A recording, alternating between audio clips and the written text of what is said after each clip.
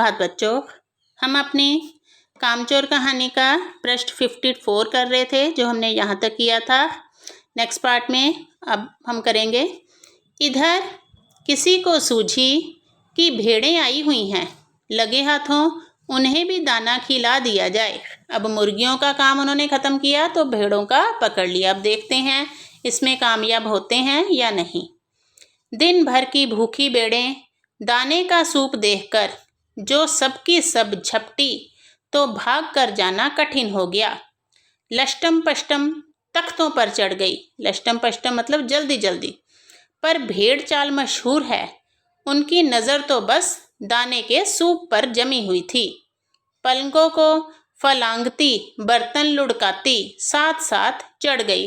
जैसे ही उन्होंने अपना भोजन देखा भेड़ों ने, तो भूखी तो थी ही, उन्हें आगे कुछ नहीं दिखाई दे रहा था। बस भागती भागती उन्हें सिर्फ अपने दाने का सूप ही दिखाई दे रहा था। तख्त पर बानी दीदी का दुपट्टा फैला हुआ था, जिस पर गोखरी, चंबा और सलमा सितारे रखकर बड़ी दीदी मुगलानी बुआ को कुछ बता रही थी। भेड़ें बहुत निसंकोच सबको रोंदती मेंगनों का छिड़काव करती हुई दौड़ गई। मेंगने जो वो पीछे से अपनी मेंगने निकालती हैं, उन्हें छिड़काव करती हुई आगे दौड़ती गई। जब तूफान गुजर चुका तो ऐसा लगा जैसे जर्मनी की सेना टैंकों और बमबारों सहित उधर से छापा मारकर गुजर गई हों। जहाँ जहाँ से सूप गुजरा, भेड़ें शिकारी कुत्तों की तरह गंध सूंघती हुई हमला करती गई। हज्जन माँ एक पलंग पर दुपट्टे से मुंह ढाके सो रही थी। हज्जन माँ एक पलंग पर दुपट्टे से अपने मुंह को ढककर सो रही थी। उन पर से जो भेड़ें दौड़ी तो ना जाने वह सपने में किन महलों की सैर कर रही थी। दुपट्टे में उलझी हुई मारो मारो चीखने लगी। इतने में भेड़ें सूप को भूलकर तरकारी वाली की टोकरी पर टूट पड़ी। अब भेड़ों को तरकारी वाली की टोकरी दिखाई दी जिसमें सब्जियां थी। अब भेड़ें उधर टूट पड़ी। वह दालान में बैठी मटर की फलियां तोल तोल कर रसोइये को दे रही थी। वह अपनी तरकारी का बचाव करने के लिए सीना तान कर उठ गई। आपने कभी भेड़ों को मारा होगा तो अच्छी तरह देखा होगा कि बस ऐसे लगता है जैसे रुई के तकियों को कूट रहे हों। भेड़ को चोट ही नहीं लगती, बिल्कुल ये समझकर कि आप उससे मजाक कर रहे हैं।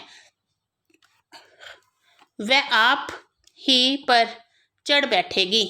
जरा सी देर में भेड़ों ने तरकारी छिलकों समेत अपने पेट की कढ़ाई में झोंक दिया।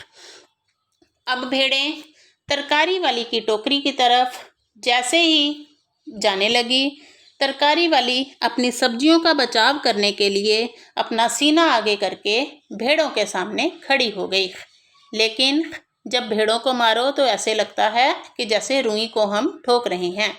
थोड़ी ही देर में सारी की सारी भेड़ें तरकारी वाली की सारी सब्जी खा गई। इधर ये प्रलय मची थी, उधर दूसरे बच्चे भी लापरवाह नहीं थे। इतनी बड़ी फौज थी जिसे रात का खाना ना मिलने की धमकी मिल चुकी थी। वे 4 भैंसों का दूध दुहने पर जुट गए।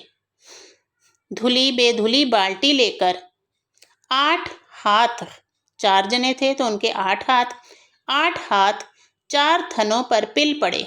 बेधुली बिना धुली हुई भैंस एकदम जैसे चारों पैर जोड़कर उठी और बाल्टी को लात मारकर दूर जा खड़ी हुई। ये भैंस है।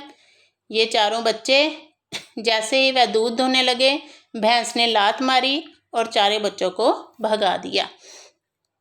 तय हुआ कि भैंस की आगाड़ी पिछाड़ी बांध दी जाए। आगाड़ी पिछाड़ी मतलब अगले पिछले पैर, और फिर काबू में लाकर दूध दुह लिया जाए। क्योंकि भैंस जो होती है, जिनके घरों में है वो तो जानते ही होंगे, वह किसी दूसरे को, अनजान को अपने थनों को हाथ नहीं लगाने देती। जो उसका दूध दोहते हैं सिर्फ उन्हीं को अपने थनों को हाथ लगाने देती है। तो बच्चों ने कभी दूध नहीं दुआ था, इसलिए भैंस ने उन्हें लात मार दी।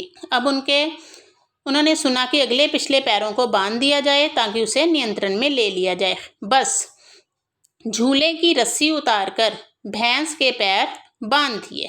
आज के लिए इतना ही, बाकी अगले पार्ट में करेंगे।